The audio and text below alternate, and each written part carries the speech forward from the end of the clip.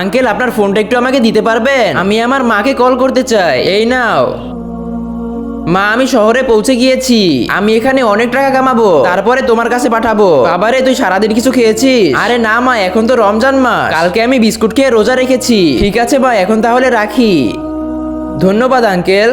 তোরে দিয়ে তো কোনো কাজই হচ্ছে না, মনে হচ্ছে আরো একজন কাজের লোক রাখতে হবে। সাহেব, আমি তো কাজ করছি। না না, আমি অন্যজনকেই কাজে রেখে দিব। সাহেব, আমি অনেক দূর থেকে এসেছি, আমি কি কোনো কাজ পেতে পারি? হ্যাঁ, আমার লোক লাগবে। তুমি কি মন দিয়ে ইমানদারির সঙ্গে কাজ করতে পারবে? হ্যাঁ, আমি পুরো ইমানদারির সঙ্গে কাজ করব। ঠিক আছে, তাহলে ওর সঙ্গে কাজে লেগে যাও।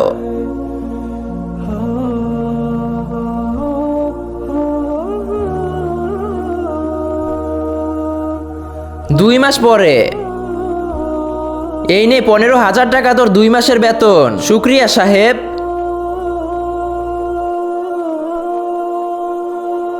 হ্যালো মা, আজকে আমি গ্রামে আসতেছি। সত্যি বাবা? আর আমি তো নতুন ফোন কিনেছি, সেটা দিয়েই কথা বলতেছি। আর মা, তুমি কি জানো আমি তো 2 মাসে পুরো 15,000 টাকা ইনকাম করেছি। 15,000 টাকা? আচ্ছা, সাবধানে বাসায় আয় তুই। হ্যাঁ মা, সন্ধ্যার মধ্যে আমি গ্রামে চলে আসতেছি।